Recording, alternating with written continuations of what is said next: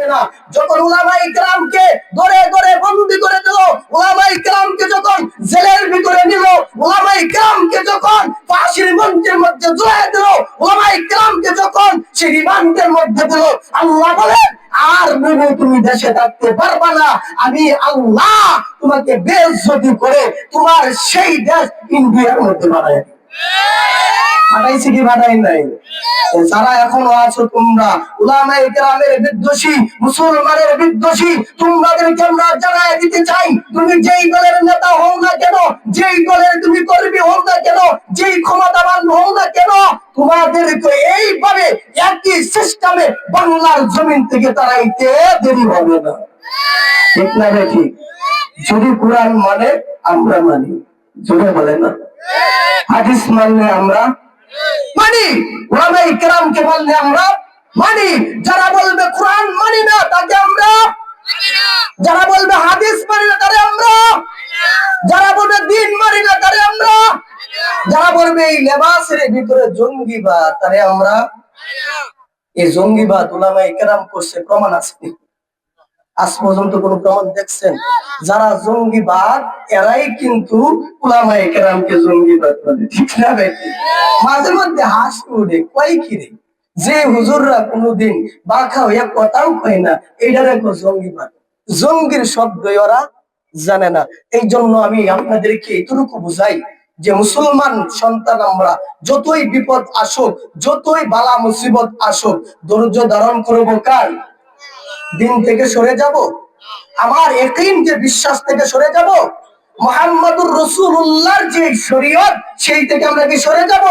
আমাদের জীবন চলে যেতে পারে, আমাদের দেহ চলে যেতে পারে, আমাদের বুলেটের আঘাতে আমাদের দেহটা চূর্ণ বিচূর্ণ হয়ে যেতে পারে, তবু আমরা দ্বীন ইসলাম থেকে সরতে পারি, আরেকটু জোরে সরতে পারি।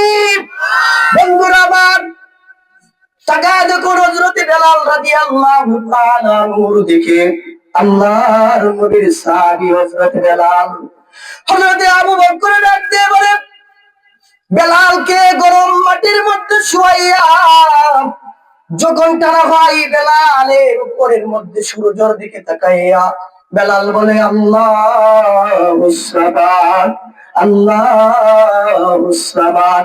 হযরত আবু বকর বলে, ও বেলাল, আস্তে আস্তে আল্লাহকে ডাকো। তো কেন না? এই জন্য ডাকো, তাহলে তোমার আযাবটা বাড়ায় দিবে। এই বেলাল, তোমার কষ্ট বাড়ায় দিবে, তাহলে তোমার বড় কষ্ট হবে। বেলাল বলেন, তারা যত আযাব দেয় তত আল্লাহর পক্ষ থেকে আমার শান্তি আসে। মুসলমানের এটাই হবে ইয়াকিন, মুসলমানের ধর্মই এইটা। যতই কিছু করা হয় না কেন, সব দিকে একটাই আমার বিবেচনা থাকবে, সব দিকে একটাই আমার ইয়াকিন থাকবে, সব দিকে আমার একটাই বিশ্বাস থাকবে, আমি মুসলমানের সন্তান। জোরে বলেন ঠিক না বেঠিক?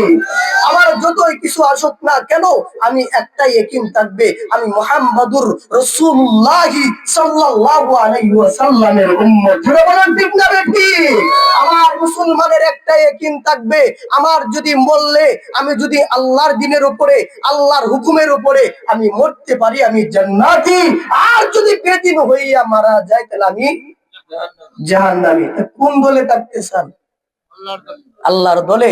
তাহলে কি হইতে হবে? বিপদ আপদ আসবে, বিপদ আপদ কি আসবে, আসবে দেখাই কিন্তু আল্লাহ আগেই জানাই দিয়েছেন। আল্লাহ কোরআনের মধ্যে নিজেই বলেন, ইয়া আইয়ুহাল্লাযীনা আমানুস্তাঈনু বিস-সাবরি ওয়াস-সালাহ ইন্নাল্লাহা মা'আস সাবিরিন।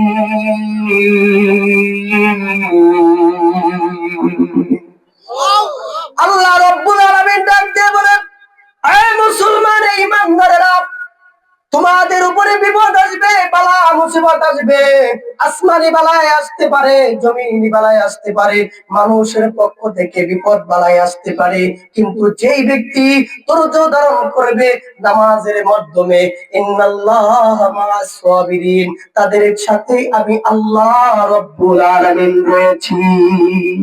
মুসলমানেরা, আমাদের প্রমাণ হলো এই জন্য আল্লাহ রাব্বুল আলামিন পয়গম্বরদেরকে বিপদ দিয়েছেন, আল্লাহ রাব্বুল আলামিন সাহাবায়ে কেরামকে বিপদ দিয়েছেন, আল্লাহ রাব্বুল আলামিনের কাছে দরুদ করেছেন, আল্লাহ রাব্বুল আলামিন তাদেরকে খাস বান্দা বানায় নিয়েছেন। আমরাও যদি দরুদ ধারণ করতে পারি, আল্লাহ রাব্বুল আলামিনের প্রিয় বান্দা হইতে পারবো কি পারবো না? পারবো তো। এই জন্য আমরা সর্বহালতে সর্বক্রমেই কার দরুদ ধারণ করব? নামাজ পড়বেন নি? হ্যাঁ, নামাজ সারা যাইব?